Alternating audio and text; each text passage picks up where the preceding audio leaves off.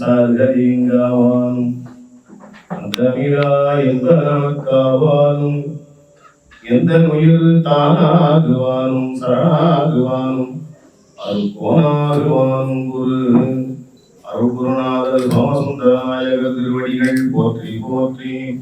அருள்குருநாதர் மறைமலையடிகள் மலரடிகள் போற்றி போற்றி. அருள்குருநாதர் கழகரடிகள் அடியணைகள் போற்றி போற்றி.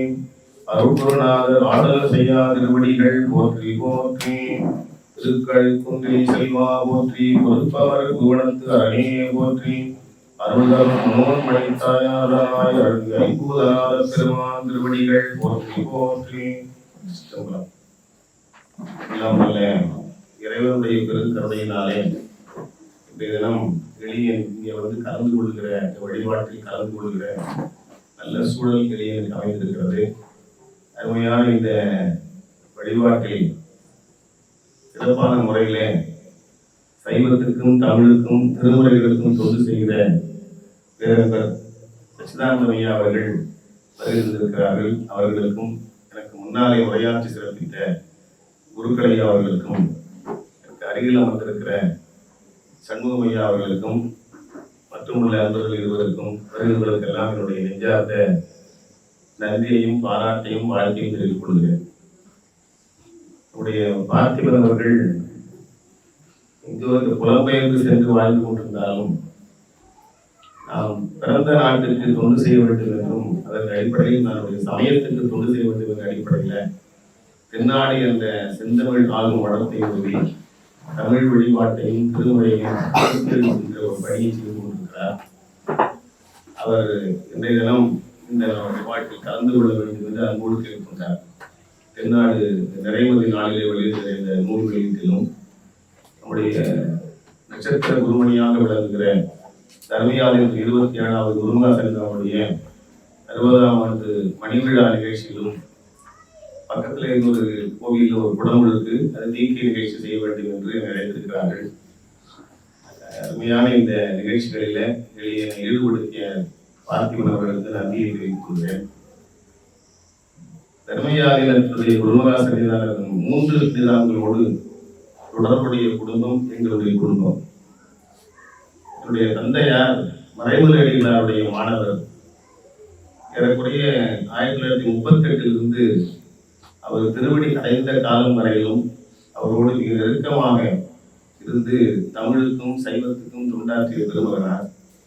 என்னுடைய சிறிய தந்தையார் புலவர் நாரா முருகவேல் அவர்கள் மறைமலையடி மாணவராக இருந்து தமிழ்நாடு அரசு நடத்தி கொண்டு வருகிற திருக்கோயில் ஆசிரியராக 23 ஆண்டுகள் அதில் பணி செய்தார். அதனால அவர்கள் இருவரும் கைலை குருமணி என்று போற்றப்படக்கூடிய 25வது குருமகாசனிதானத்தோடு தொடர்பு கொண்டவர்கள். அந்த காலகட்டத்தில் அவரோடு அவ்வப்போது திருமணங்களுக்கு சென்று அவரை வணங்குவதும் அவர்கள் நிகழ்ச்சிகளில் கலந்து கொள்வதுமாக என்னுடைய தந்தையாரும் சிறிய தந்தையாரும் செய்து கொண்டிருந்தார்கள். அந்த காலகட்டத்தில் 27வது குருமகாசனிதானமாக விளங்கிய சோமசுர தேசிய பரமாச்சாரிய சுவாமிகள் அவர்கள் சென்னையில் தருமபுர ஆதீன சமய பிரச்சார நிலையத்தில் தியாகராய நகரில் தம்பிரான் சுவாமிகளாக எழுந்தபடி அங்கே அல்வாழ்த்து கொண்டிருந்தார்கள். அந்த காலத்திலிருந்து அவரோடு நெருங்கிய தொடர்பு எங்கள் குடும்பத்துக்கு. நான் இப்படி சிறு குழந்தையாக இருந்தபோது தம்பிரான் சுவாமிகளாக அவர் சென்னையில் இருந்தபோது அவர் மடியில் உட்கார்ந்து போய் அவரும் ரொம்ப அன்போடு என்னை மடியில் ஏற்றி அப்படியே தூங்கி கூட இருக்கிறேன் பல முறை. அப்புறம் நிகழ்ச்சி முடிஞ்சவரால் தட்டி எழுப்பி பையனுக்கு கல்கண்டு பால் கொடு என்று சொல்லி கல்கண்டு பால் சூடாக கொடுத்து அதுக்கப்புறம் எனக்கு வீட்டுக்கு அனுப்பி வைப்பாள் என் தந்தையாரோட சிறிய தந்தையாரோட. அதுக்கப்புறம் அவர் திருமணத்தில் அவர் 71 நினைக்கிற நினைவு சரியாக இருக்குமானால் அப்பொழுது அவர்கள் குருமகா சன்னிதானமாக 26 குருமகா சன்னிதமாக பீடாரோகணம் புரிந்த நாளில் தந்தையாரும் பெரிய தந்தையாரும் கலந்து கொண்டார்கள். அவர்கள் எப்பொழுது மயிலாடுதுறைக்கும் அந்த பகுதிக்கு சென்றால் 26வது குருமகா சன்னிதானை சென்று வணங்குவது எங்களுடைய வழக்கம். 27வது குருமணியாக விளங்குகிற உடைய மசிலாமன் தேசிய பரமாச்சாரிய சுவாமிகள் எனக்கு 1985 அவரோடு தொடர்பு உண்டு. சைவ சித்தாந்த பெருமந்தம் என்று சென்னையில் ஒரு அமைப்பு இருக்கிறது. அது முதல்ல மகா சமாஜம் இருந்தது. சைவ சித்தாந்த மகா சமாஜம் என்று 7/7/1905 மறைமலை அடிகளார் அவர்கள் ஞானியார்களை கொண்டு தொடங்கி வைத்தார்கள். பின்னாலே அவர் தனித்தமிழ் வந்திருந்தாலும் அந்த பெயர் மாற்றம் செய்யவில்லை, அப்படி இருந்தது. ஆனால் பின்னால் அதை தமிழ்படுத்த வேண்டும் என்று சமாஜம் என்பதை மாற்றி திருமணம் என்று செயல்சார் தொடங்கியிருந்தோம். பெயர் மாற்றம் செய்து நடத்தி கொண்டிருந்தோம். அதுல பல பொருட்களில என்னுடைய தந்தையாரும் பிரிவினர் வந்தார்கள். வெளியே 84 இருந்து அந்த மன்றத்துல தொண்டு செய்து கொண்டிருந்தேன். 2 ஆண்டுகள் துணை செயலாளர், அப்புறம் 6 ஆண்டு செயலர், அப்புறம் பல்வேறு பொறுப்புகளில் இருந்தேன். அப்பொழுதெல்லாம் அடிக்கடி திருமணங்களுக்கு சென்று குருமகாசனை வணங்குவது என்னுடைய பழக்கமாக வைத்துக் கொண்டிருந்தேன். நிறைய மாநாடுகள், ஆண்டுக்கு ஒரு முறை மாநாடுகள், சிறப்பு நிகழ்ச்சிகள் நடத்துவது எங்கள் வழக்கமான மன்றத்தின் சார்பில். அதுக்காக அவ்வப்போது திருமணங்களுக்கு வணங்குற போது குருமகாசனை வணங்குவேன். அப்பொழுது திருப்பனந்தாள் சுவாமி இருக்கிற எஜமான சுவாமி என்று போற்றப்படக்கூடிய திருப்பனந்தாள் காசிவாசி அவர்களை பார்க்கிற போதெல்லாம் நம்முடைய 27வது குருமகாச விதானம் அந்த நேரத்தில் கார்பார் என்ற பொறுப்பில் நிறைய பணிகளை திருப்பனந்தாள் செய்து கொண்டிருந்தார்கள். நான் காசிவாசி எஜமான சுவாமிகளை வந்து வணங்குகிற போதெல்லாம் இவர் உடல் இருப்பார். அப்புறம் இவரோடு பேசி பழகி வருவது இவருடைய பழக்கம். அன்றிலிருந்து இன்று வரை அந்த தொடர்பு தொடர்ந்து கொண்டே இருக்கிறது. அப்படி 3 குருமகா சன்னிதானத்துடன் தொடர்புடைய குடும்பம் எங்களுடைய ஒளியகம் குடும்பம். அதனால இயல்பாகவே அந்த திருமணத்தின் மேலே எங்களுக்கு ஒரு காதல் பற்றும். அது மாத்திரமல்லாமல் நாங்கள் சென்னையில் இருந்தபோது, அவர் கம்பிரான் சுவாமியில் இருந்தபோது 26 ரூபாய் இருந்தபோது பல முறை அவரோடு தலைப்பயணங்கள் என் தந்தையாக செய்திருக்கிறோம். திருவாங்கூருக்கு ஒரு முறை நடைப்பயணமாக நம்முடைய நாவுக்கரசர் 81 ஆண்டு, அப்புறம் 82 சொல்வார்கள். 82 ஆண்டுகள் அவர் வாழ்ந்தார் சொல்வார்கள். அதனால் 82 பேரை நடைப்பயணமாக சென்னை நிலையத்தில் இருந்து திருவாங்கூருக்கு வழிபாட்டுக்கு வந்தார்கள். சரைய நாளைக்கு கருதுகிறேன். அந்த நேரத்தில் எளியனும் அப்பா கூடவா சன்னிதானம் அந்த தம்பிரான் சொன்னாத அடுகளோடு நடந்து வந்திருக்கிறேன். அப்படி நெருங்கிய பழக்கம் அவரோடு. அப்படிப்பட்ட அந்த தொடர்பு தான் நேற்று மாலை தருமபுரம் மடத்துல 10 நாள் விழாவாக எடுத்திருக்கிறார்கள். இந்த 60ஆம் ஆண்டு மணி விழா நிகழ்வை முதல் நாளில் இருந்து, நவம்பர் முதல் நாளிலிருந்து 10 வரையில் 10 நாள் விழா நடத்துகிறார்கள். அதில் எளியனும் கலந்து கொள்ள வேண்டும் என்று சன்னிதானம் விரும்பி எளியனை அழைத்து, அதிலே எனக்கு மிகப்பெரிய சிறப்பாக நான் எழுதுகிறேன். அப்படி ஒரு சிறப்பு செய்ய வேண்டும் என்று கருதி என்னை அழைத்திருந்தார்கள். அங்கே கொஞ்ச நேரம் இருந்து உரையாற்றிவிட்டு அதுக்கப்புறம் புறப்பட்டு நான் எங்கள் வீட்டுக்கு சென்னைக்கு வந்து இன்னைக்கு வந்திருக்கிறேன். அதே நேரத்தில் இந்த நிகழ்ச்சியிலும் எதிர்பாராமல் இலங்கையிலும் யாழ்ப்பாணம் போக்குவில் 50ஆவது பெருமான் அருளாலயம் தென்னாடு மடத்திலும் அவருடைய மணிவிழா நிகழ்வு 2ஆம் நாள், நேற்று ஒரு நாள் கலந்து 2ஆம் நாள் நிகழ்விலும் கலந்து ஒரு நல்ல வாய்ப்பு. இந்த 3 குருவாசல் தொடர்பு இருந்த காரணத்தால் இயல்பாக அமைந்திருக்கிறது என்பதை என்னால் உணர்ந்து கொள்ள முடிகிறது. அப்போ அந்த சன்னிதானத்தில் இருக்கிற அந்த ஈடுபாடு எவ்வளவு சிறப்பாக இருக்கிறது என்பதை இறைவன் இந்த வகையில் 2 நிலையிலே உணர்த்திருக்கிறான் என்பதை நான் உணர்கிறேன். நம்முடைய குருமகா சன்னிதானம் 25வது குருமகா நாளில் 1967 நான் 9ஆம் வகுப்பு படித்துக் கொண்டிருக்கிறேன். என்னுடைய சிறிய தந்தையார் புலவர் முருகவழி அவர்கள் அந்த மடத்துக்கு ஏதோ ஒரு நிகழ்ச்சிக்கு செல்கிற போது அவ்வப்போது பல இடங்களில் அழைத்து செல்வார். அப்போயே அழைத்து போனார். முதலாக அன்றைக்கு தான் தருமபுரம் மடத்துக்கு நான் செல்கிறேன். 1967 கைலை குருமணி அவர்களை சந்தித்து வணங்கி ஒரு வழிபாடு செய்து அவர் வணங்கி திருவிழெல்லாம் பெற்றுக்கொண்டு ஆசையெல்லாம் வணங்கினாங்க. அப்பொழுது ஒரு அன்பர் வந்தார், யாரும் நினைவில் எனக்கு. அப்போ குருமகா சன்னிதானம் அவர்கள் 25வது கைலை குருமணி அவர்கள் இவருடைய தந்தை சிறிய தந்தையார் 4ஆம் முருகல் அறிமுகப்படுத்துகிற போது, இவர் திருக்கோயில் ஆசிரியராக இருக்கிறார், 4ஆம் முருகல் என்று பெயர், மறைமலைகளோடு பாடம் பயின்றவர், அவர் ஒரு குணின்னு சொன்னார். எனக்கு அப்போ தெரியல, ஏன்னா 9வது படிக்கிறேன், பள்ளிக்கூடம் படிக்கிற காலம். குணின்னு ஏன் சொல்றாரு இவருன்னு நினைச்சிட்டு இருந்தேன். அப்புறம் மடத்துல இருந்து பேசி முடிச்சு எல்லாம் முடிச்சுட்டு வெளியில வந்தபோது அப்பா கிட்ட கேட்ட, சித்தப்பா கிட்ட, என்ன அவங்களை குணின்னு ஏன் அறிமுகப்படுத்துறாங்க? குணியன்னா நல்ல பண்பாளன்னு ஒரு பொருள் இருக்கு, அதனால என்ன அவருக்கு அறிமுகப்படுத்துற போது இவர் ஒரு குணி என்று சொன்னார். குணின்னா குணியர்னு நினைச்சுக்கிட்டேன். எனக்கு அவ்வளவுதான் நான் சரி வந்தேன். அப்படி அந்த வார்த்தை இன்னைக்கு என் காதல் போயிட்டு இருக்கிறது. இவர் ஒரு குணி என்று சொன்னார். அது ஒரு சொல்ல, அந்த சொல்லலாம் நம்ம மறந்து போச்சு. அப்படி ஒரு சொல்லை சொல்லி அவரை அறிமுகப்படுத்தினார். அதிலிருந்து அவரை பார்த்து வந்து 2-3 முறை சில நிகழ்ச்சிகள் எல்லாம் தந்தையாரோடும் செய்தோடு பார்த்து வணங்கியிருக்கிறேன். அதே மாதிரி இவரும் தொடர்ந்து 26 பழகியிருக்கிறேன். 1990 நான் என்னுடைய தந்தையார் வழியில் தமிழ் வழிபாட்டில் திருமணம் போன்ற நிகழ்வை செய்கிற ஒரு இயல்பான ஒரு சூழல் எனக்கு அமைந்தது. ரொம்ப சின்ன வயது பள்ளி பருவத்திலிருந்தே ஒரு தந்தையாரோடு திருமணம் போன்ற வாழ்வியல் சடங்கில் தந்தையார் திருமுறை அடிப்படையில் மறைமுறையில் சொன்ன நிலையில் நின்று செய்து கொண்டிருந்தார்கள். அப்படி 90ல் ஒரு முறை மயிலாடுதுறையில ஒரு திருமணத்திற்கு நான் சென்றிருந்தேன். திருமணம் முடிந்த பின்னாலே நம்ம சன்னிதானத்தை பார்க்கலாம் என்று போய் பார்த்தேன். சன்னிதானம் அவர்களை பார்த்து வணங்கினேன். அவர் பொதுவாக எங்களை பார்த்த உடனே எங்கள் வீட்டில் எல்லாரும் பேரையும் சொல்லி கேட்பார். அவ்வளவு நெருக்கமான தொடர்பு, அவ்வளவு பரிச்சயமானவர்கள் சொல்வார். அந்த அளவுக்கு நெருக்கம். ஒவ்வொருத்தர பேர் சொல்லி அப்பா இருக்காங்க, பெரியப்பா எப்படி இருக்காங்க, அம்மா எப்படி இருக்காங்க, அவங்க வீட்டில் அண்ணன் எப்படி இருக்கா, அக்கா எப்படி இருக்கா, திலகவதிக்கா எப்படி இருக்குது, அறிவரசிக்கா எப்படி இருக்குது, இப்படி ஒன்றா பேர் சொல்லி கேட்பார். அவ்வளவு பரிச்சயம். எல்லாம் கேட்டுட்டு சரி என்ன காரியமாக வந்த அப்படின்னு கேட்டார். அப்போ நான் சொன்னேன் இந்த மாதிரி இந்த திருமணத்துக்கு வந்தேன். அப்பா தான் திருமணம்லாம் செய்தாரு, நீ கூட செய்யா அப்படின்னு கேட்டேன். ஆமாங்க, அப்பாவுக்கு கொஞ்சம் உடம்பு முடியாது போனதால இந்த திருமணத்தையே தொடங்கினேன், அப்படியே தொடர்ந்து செய்வேன் அப்படின்னு சொன்னேன். அப்படியா அப்படின்னு சொல்லி அவர் ஒரு கேள்வி கேட்டார். தமிழ்லாம் திருமணம்லாம் நடத்தலாமா, தமிழில் வேள்வி வழிபாடெல்லாம் செய்யலாமா, இதுக்கெல்லாம் சார்ந்து இருக்கிறதா, ஆதாரம் இருக்கிறதா என்று ஒரு கேள்வி கேட்டு சொல்லுன்னு எனக்கு கேட்டார். நானே எனக்கு அப்போ என்ன வயசு இருக்கும், 52ல் பிறந்தேன். எனக்கு ஒரே 38 வயது. எனக்கு ரொம்ப அதிகமாக ஒன்றும் படிப்பேன். அப்போ நான் சொன்னேன் எனக்கு சரியாக தெரியலைங்க சாமி, ஆனால் அப்பா செய்தாரு, அப்படியே தொடர்ந்து செய்வேன். தந்தை வழி நிற்கிறேன், தந்தை சொல் மிக்க மந்திரம் இல்லை, அதனால நான் அந்த வழியில் நிற்கிறேன்னு சொன்னேன். நீங்கள் இந்த கேள்வி அப்பா கிட்ட கேட்டீங்களான்னு கேட்டேன். அவர் உன்னை கேட்குறதுக்கு பதில் சொல்லு அப்படின்னு சொன்னார். அப்புறம் எனக்கு சரியாக தெரியல அப்படின்னு சொன்னேன். அப்பா செய்தார் நான் சொன்னேன். அப்பா மறைவழியில் சொல்லி செய்தார், நானும் தொடர்ந்து செய்தேன் அப்படின்னு சொன்னேன். அப்புறம் கொஞ்ச நேரம் அப்படி வேற விஷயங்கள்லாம் பேசிட்டு இருந்தார். திடீர்னு எனக்கு ஒரு நினைவு வந்தது. நீங்க கேட்டீங்க, எனக்கு ஒரு நினைவு வந்து சொல்லலாமா சாமி? சொல்லுங்க, சொல்லுப்பா, சொல்லுடா அப்படின்னாரு. அப்போ நான் சொன்னேன், ஞானசம்பந்த பெருமான் அந்த செட்டிப்பெண் இறந்து போடுவான், மகன் இறந்து போவான், செட்டிப்பெண் மகன் பாம்பு கடித்து இறந்து போவான். அதை பதிகம் பாடி எழுப்பினார். சடையா எதுமால் சரணி எதுமால் பதிகம் பாடி எழுப்பினார். அப்போ செத்து போனவனை தமிழ் பாடி உயிர்ப்பித்தவர் திருமணம் பண்ணும் போது வடமொழியிலே பண்ணியிருப்பார் அப்படின்னு நான் கேள்வி கேட்டேன்.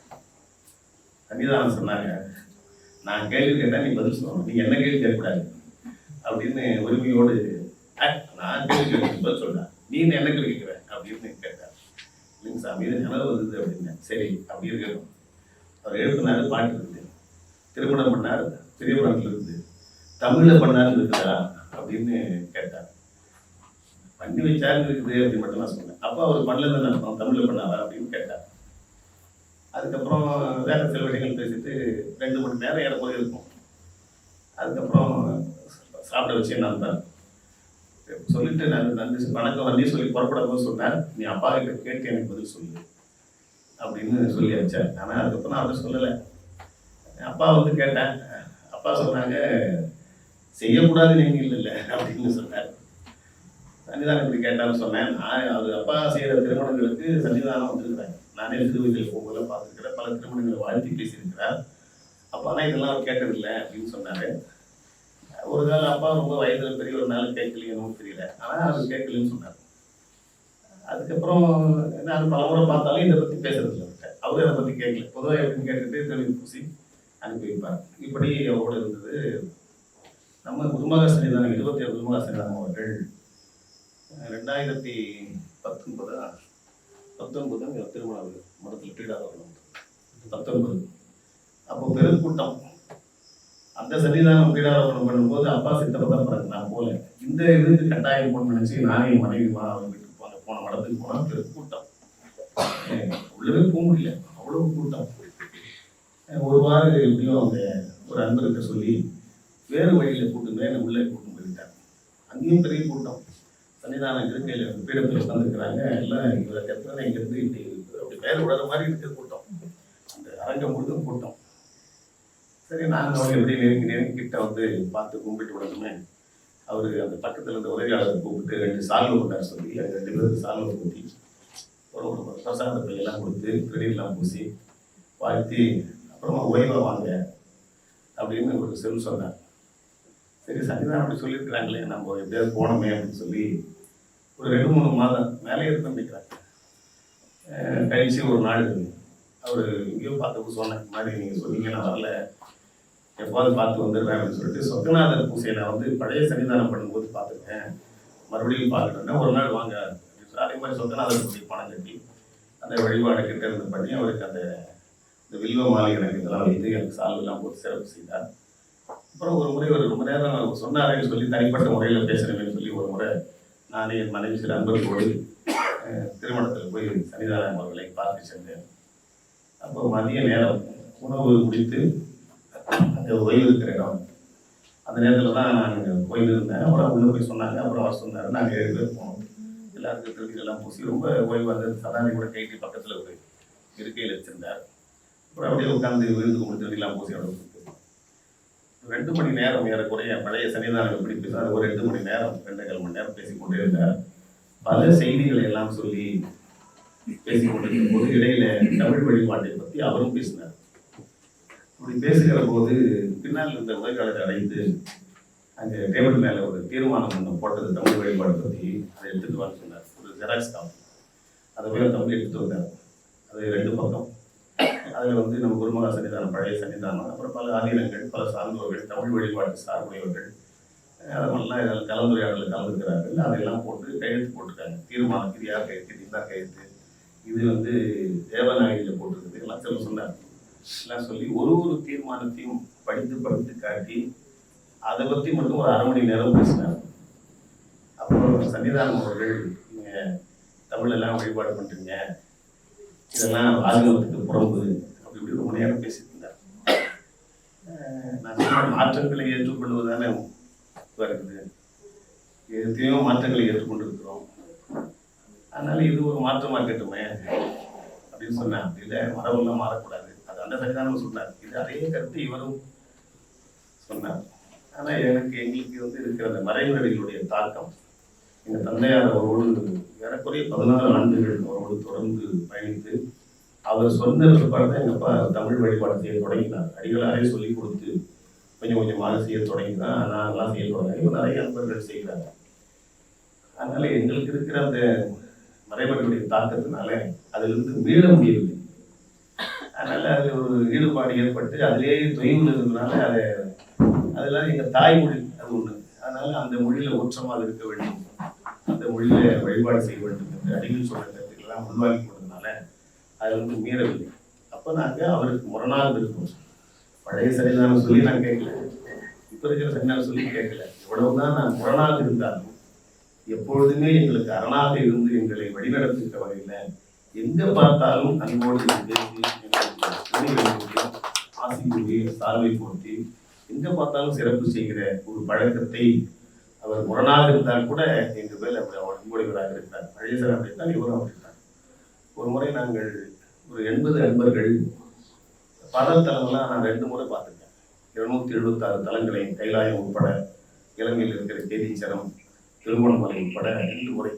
ஒரு முறை தந்தையாரோடு ஒரு முறை நானே அதை நடத்தி ஒரு 50 அன்பர்களோடு அந்த 2 பாடத்தலங்களையும் நான் 2 முறை பாடத்திறன் பண்ணேன்னு சொல்லியிருக்கிறேன். அப்படி ஒரு முறை இது பண்ண பிற்பாடு 3ஆவது முறை செய்ய வேண்டும் என்ற எண்ணம் தோன்றியது. இந்த 2020 தொடங்கி இந்த கொரோனானாலே போக முடியாது போச்சு. தொடர்ந்து 2 ஆண்டு சிக்கல்னால லாக்டவுன் ஊரடங்கெல்லாம் போட்டதுனால போக முடியல.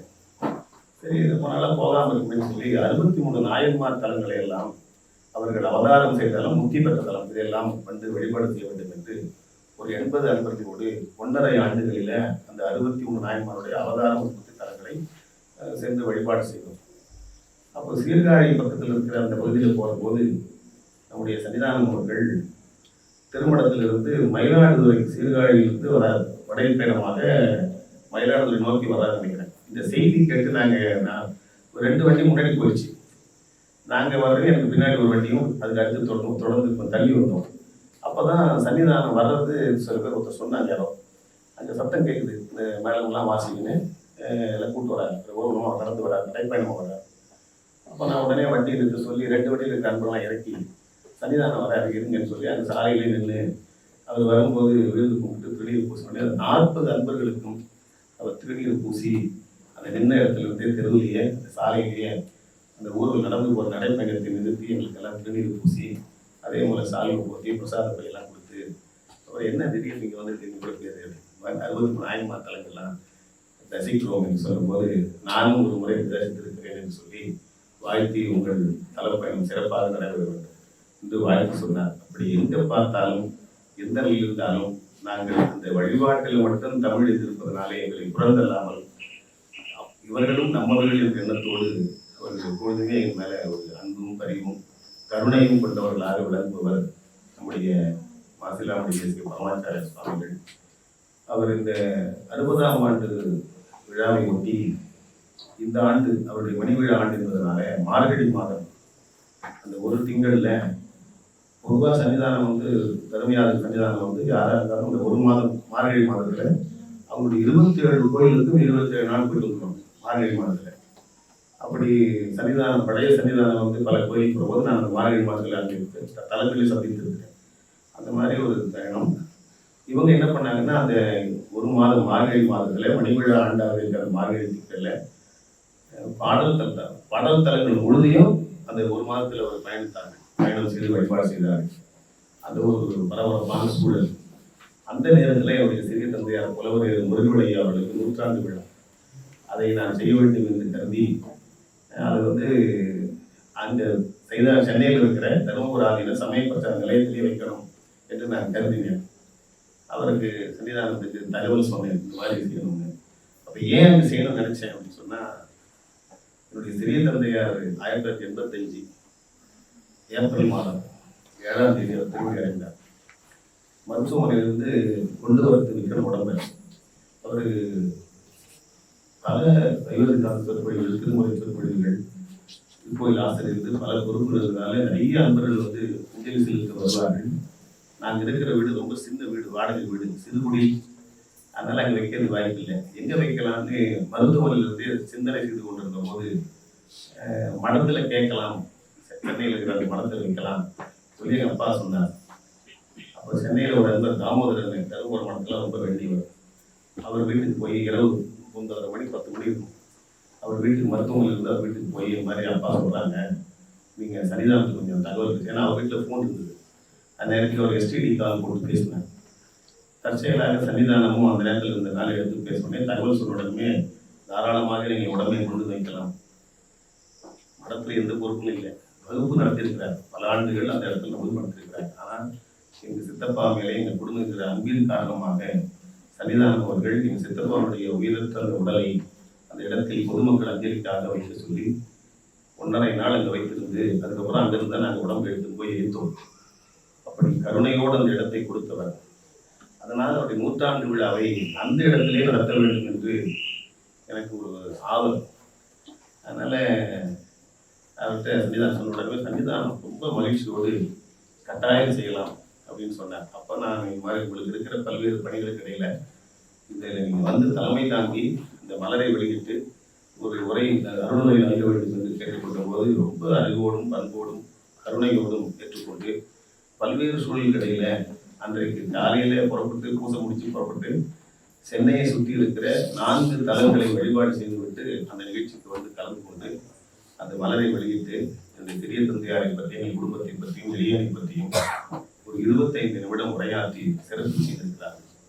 அதனால இந்த உணர்வுகள் எல்லாம் அவர் எங்கள் மேல் இருக்கிற எவ்வளவு அன்பு கொண்டிருக்கிறார், எவ்வளவு கருணை கொடுங்க என்பதை வர முடிகிறது. அப்படிப்பட்ட அவருடைய மணி விழாவில் எளியனும் கலந்து கொள்ள வேண்டும் அவரே விரும்பி நேற்று எங்களை அழைத்து சிறப்பு செய்தார். அதே நிலையில் இன்றைக்கு கடல் கடந்து யாழ்ப்பாணத்தின் தென்னாடில பகுதியிலேயும் அந்த நூல் வெளியீடு, மலர் வெளியீடு, அவருடைய 60ஆவது ஆண்டு மணி விழா அந்த போற்றுகிற வகையில் நம்முடைய தென்னாடு இதழ் இந்த மாத இதழை இந்த நிறைமதி நாளான ஐப்பசி அண்ணாவுடைய திருநாளில் அவருடைய திருவுருவ படத்தோடு இந்த இதழை வெளிக்கொணர வேண்டும் என்று விரும்பிய நம்முடைய தென்னாடு பார்த்திபன் ஐயா அவர்களுக்கும் அவருக்கு துணையாக இருக்கிற நம்முடைய அன்பர் பெருமக்களுக்கும் என்னுடைய பாராட்டியும் வாழ்க்கையும் சொல்லி அருமையான இந்த நிகழ்ச்சியில் எளியரும் கலந்து கொள்ள வேண்டும் கருத்திய நிலையில் அவர்களுக்கெல்லாம் மிகவும் நன்றி சொல்லி, நேற்று அங்கே உரையாற்றுகிற போது எனக்கு நேரமே இல்லை. அது ஒரு சூழல் அப்படி அமைந்து விட்டது. நான் அங்கே முடித்து கொண்டு இரவோடு இரவாக சென்னைக்கு வந்து இந்த காலையில் அந்த விமானத்தில் ஏற வேண்டும். அதனால எனக்கு நேரமே இல்லை. அதுதான் இப்போ சொன்னேன், நாளைக்கு எங்கள் நிகழ்ச்சி இருக்குது சாமி, அதனால் என்னால் ரொம்ப நேரம் பேச முடியாது, ஆனால் 20 நிமிடம் பேச வேண்டும் என்று வந்தேன். ஆனால் எனக்கு இருக்கிற சூழலில் பேச முடியல. நூல் வெளியீடு ஒன்று வச்சுருந்தாங்க, அருணையாருடைய சித்தாந்த தெளிவுறு உரை நினைக்கிறேன். இந்த நூல் வெளியீடு மட்டும் இது முதல்ல நான் கொஞ்ச நேரம் ஒரு 5 நிமிடம் ஏதாவது சொல்லிவிட்டு புறப்படுன்னு சொல்லி அவரும் மகிழ்ச்சியோடு சிரித்து கொண்டே கண்ணீர் பூசினார். அது அங்கே பேச முடியல. இவ்வளவுலாம் சொல்லணும்னு நினைச்சுதான் அங்கே போனேன், ஆனால் சொல்ல முடியல. ஆனால் அதற்கு வாய்ப்பாக இங்கே அவருடைய மணி விழாவை கொண்டாடுகிற தென்னாடு மடத்தில் இதெல்லாம் வெளிப்படுத்துகிற ஒரு சூழல் எனக்கு அமைந்திருக்கிறது என்பதை மகிழ்ச்சியோடு ஏற்றுக்கொண்டு நேற்றாங்க நான் படித்த ஒரு போற்றி அவரை நான் வாழ்த்துவது அவங்க பெரியவங்க. ஆனால் அந்த சமயம் வந்து கடவுளையே வாழ்க என்று சொன்ன சமயம் நம்முடைய சமயம். நமச்சிவாய வாழ்க, ஆதரவு தாழ் வாழ்க, இப்பொழுது நெஞ்செங்கில் நீங்காதான் தாழ்வாழ்க என்று இறைவனையே வாழ்க என்று வாழ்த்துவதும் மாணவர்கள் தாம் வாழ்வான் தொட வேண்டி. நாம ஏன் வாழ்த்துறோம்னா நாம வாழ்வதற்காக அவங்களை வாழ்த்துறோம் என்று சொல்வார்கள். அதனால வாழ்த்தலாம், இருந்தாலும் வாழ்த்துவதை விட போற்றுவது சிறப்பு என்று கருதி ஒரு போற்றி என்று எனக்கு தெரிந்த நிலையிலே ஒரு பரிசலவற்றை எழுதியிருக்கிறேன். அதை மீண்டும் ஒரு முறை முன்னாலே குருமகாசன் திருவடிகளுக்கு காணிக்கையாக்கி என்னுடைய உரையை நான் நிறைவு செய்வேன். இந்த வையத்து நாட்டிலெல்லாம் மொழி போராண்டில் முகிழ்ந்தனை போற்றி 1965 தமிழகத்துல இந்திய திணிப்பு எதிர்த்து பெரிய மொழி போராட்டம் நடந்தது. அந்த மொழி போராட்ட காலத்துல பிறந்தவர் நம்முடைய சன்னிதானம் அவர்கள். அதனால மொழி போராண்டில் முகிழ்த்தனை போற்றி எருக்கத்தம்புரியூரில் எழுகதிரை போற்றி. எழுக்கத்தம்புரியில் தான் அவங்க சொந்த ஊர், பிறந்த ஊர். புனர்பூச தாரகையில் பிறந்தனை போற்றி. ஐப்பசி புனர்பூசம் அது பிறந்த நட்சத்திரம். அது இந்த நவம்பர் 10ஆம் தேதி ஐப்பசி புனர்பூசம். அதனால்தான் மணி விழா வைத்திருக்கிறார். புனர்பூச தாரகையில் பிறந்தனை போற்றி. அவருடைய தந்தையார் வைத்த பெயர் வேல்முருகன், பூர்வாசிரமம் சொல்வார். வேல்முருகன் என்னும் வேந்தே போற்றி. பழையமாதேவியில் வளர்ந்தனை போற்றி. இளமை முதலே இல்லறம் வெறுத்தனை போற்றி. துறவு நிலையில் உள்ளம் தொய்ந்தனை போற்றி. தருமையில் கைலை குருமணியில் காணுந்தோறும் தம்பிரானாரிட விருப்பம் கொண்டனை போற்றி. அவ்வளவே 23ஆம் அகவையில் எண்ணிய எண்ணியாங்கு எதினை போற்றி. குமாரசாமி தம்பிரானாய் குளிர்ந்தனை போற்றி. துறவு நிலை கொண்ட நாளில் ஒரு முதல்வர் அருளிய 3 நூல்களை மனனம் செய்தனை போற்றி. அந்த துறவு நிலை போட்டு குமாரசாமி தம்பிராக ஆன அந்த நாளிலேயே ஒரு முதல்வர் ஞானசமுதருடைய 3 நூல்களை ஒரே நாளில் மனப்பாடம் செய்த ஆற்றல் கொண்டவர் நம்முடைய சன்னிதானம் அவர்கள். அதனால 3 நூல்களை மனனம் செய்தனை போற்றி. காசி மடத்தின் கால்வாராய் மலர்ந்தனை போற்றி. ஓய்வில்லாது உழைத்து உயர்ந்தனை போற்றி. ஆய்வு நூல்கள் பல அளித்தனை போற்றி. முனைவர் பட்டம் பெற்றனை போற்றி. ஐயாறு அப்பனுக்கு அகிலமே போற்றும் ஒப்பரும் திருப்பணி ஆற்றினை போற்றி. திருவையாறு திருப்பணி அவ்வளவு சிறப்பாக செய்தார்கள். திருப்பணி செய்து உடம்பு செய்தார்கள். ஒவ்வொரும் திருப்பணி ஆற்றினை போற்றி. தருமையின் சின்ன பண்டாரமாய் சிறந்தனை போற்றி. மாசிலாமணி தேசிகராய் மலர்ந்தனை போற்றி. அகவை 54 ஐயன் அருளால் கார்த்திகை திங்கள் திருவாதிரை நாளில் பார்வுகள் தருமையின் பண்டார சந்நிதியாய் பீடாரோகணம் புரிந்து பொறிந்தனை போற்றி. ஆதீன கோயில் அனைத்தும் புதுக்கி மேதிரி ஒருத்தர் உடம்புண்டு நடாக்கினை போற்றி. தர்மயாதீனத்துக்கு 27 கோயில்கள். அப்புறம் பழைய சன்னிதானம் 26வது குருமா சன்னிதானம் பிறந்த காட்டூர் இடத்துல அந்த இடத்தை கூட கோயிலாக மாற்றி மொத்தம் 28 கோயில். இவர் 27வது நாள் 20 நட்சத்திர கோயில் சொல்வார்கள். அது 27 கோயிலா இருந்தது. இதோட சேர்த்து 28 கோயில், ஆகமங்கள் 28 என்பார்கள். அது போல 28 கோயில்கள் அத்தனையும் அவர் திருப்பணி செய்தார். அதனால ஆதீன கோயில் அனைத்தையும் புதுக்கி மேதிரி போற்ற குடமுழுக்கு நடாத்தினை போற்றி. ஓர் வாயினும் திருவெழுத்து திருக்கையை 1 கோடி முறை ஓத வைத்த உரைப்பு போற்றி. நம்ம திருவெழுத்து பதிகத்தை திருகாழி குடமுழுக்கை முன்னிட்டு நம்ம அன்பர்கள் எல்லாம் சேர்ந்து 1 கோடி முறை பாராயணம் செய்ய வேண்டும் என்று அன்போடு அவர்கள் கருணையோடு அவர்கள் ஆணை பிறப்பித்தார்கள். உலகெங்கும் இருக்கிற சைவ மக்கள், அமெரிக்காவில் லண்டன்ல பல்வேறு கோயில் இருக்கிற சமயங்கள் சைவம் சார்ந்த மக்கள் எல்லாம் அந்த 1 கோடிக்கு மேல ஓதினார்கள். அந்த உரைப்பு அவர்கிட்ட இருந்ததுனாலதான் அது முடிந்தது. அதனுடைய உரைப்பு காரணமாக தான் 1 கோடி முறை அந்த திருமுறை பதிகத்தை ஒரு வாயினை மானாங்காரத்தில் சொல்கிற அந்த பதிகத்தை 1 கோடி முறை பாராயணம் செய்ய வேண்டும். அந்த உரைப்பு போற்றி அதனுடைய அடிப்படையில் தானே என்னவோ திருமுறை செப்பேடுகளை எல்லாம் அவங்க கண்டெடுத்து கொடுத்தார்கள். ராஜராஜ சோழன் திருமுறையை கண்டெடுத்து கொடுத்தான். நம்பியாண்டா நம்பி துணையினாலே, பிள்ளையாருடைய கருணையினாலே நம்முடைய திருமுறைகள் 7 திருமுறைகள் மூவருமே கைசாத்திட்டு ஓலையாக வைத்த சிதம்பரத்தில் இருப்பதை கண்டெடுத்து கொடுத்தவர் ராஜராஜ சோழன். இவர் செப்பேடு கண்ட இதுக்கால ராஜராஜ சோழன். அதனால 1 வாயினை ஒன்றும் என்னும் திருவள்ளுவர் திருத்தையை 1 கோடி முறை ஓத வைத்த உரைப்பு போற்றி, சீர்காழி தளத்தில் திருமுறை செப்பேடுகள் கண்டெடுத்த இக்கால ராசராசனை போற்றி, மணிவிழா ஆண்டின் மார்கழி திங்களில் அநீதிகள் தேவார தலங்கள் அத்தனையும் தொழுது வழங்கிய தூணலம் போற்றி, மார்கழி திங்களில் எளிய நடத்திய திருக்கோயில் ஆசிரியர் புலவர்கள் முருகவேள் அவர்களின் 100ஆண்டு விழாவில் தலைமையேற்று தன்னருள் போற்றி, அருளில் நல்கிய பெருநலம் போற்றி, சிவனருள் வடிவாய் திகழும் மணியை போற்றி, நட்சத்திர குருமணி நாயகர் போற்றி, தவமுது செய்வ தன்மணி போற்றி, கோவிலா பத்தியின் ஊற்றையை போற்றி, பத்தி சுவையில் பழுத்தனை போற்றி, எத்திக்கும் புகழ் எந்தலே போற்றி, தேசுடு விளங்கும் தேவையை போற்றி, மாசிலாமணி தேசிக போற்றி, ஐயாரதனில் கைலை காட்சியை மகிழ்வுடன் நடத்தும் மாண்பே போற்றி, தமிழ் வழிபாட்டில் தங்களுக்கு எதிராக முரணாயிருப்பினும் அரணாயங்களை அரவணைக்கும் என் அருள்நலம் போற்றி போற்றி, போற்றி என் பொன்னடி போற்றி போற்றி என்று அந்த போற்றி பாடலை நேற்று அங்கே இதை மட்டும் வாசித்து விட்டு நான் கிளம்பி விட்டேன். இன்றைக்கு ஓரளவுக்கு விரிவாக இங்கே சொல்லுகிற ஒரு சூழல் அமைந்தது திருவருளும் சன்னிதானத்தினுடைய குருவர்கள் என்று சொல்லி, அடியேனும் இதில் கலந்து கொள்ள வேண்டும் விரும்பிய தென்னாடு பொறுப்பாளர்கள் அத்துணை பேருக்கும், வருகின்ற உங்களுக்கும், மேடையில் இருக்கிற அன்பர் பெருமக்களுக்கும் என்னுடைய நெஞ்சார்ந்த நன்றியையும் பாராட்டையும் வாழ்த்தி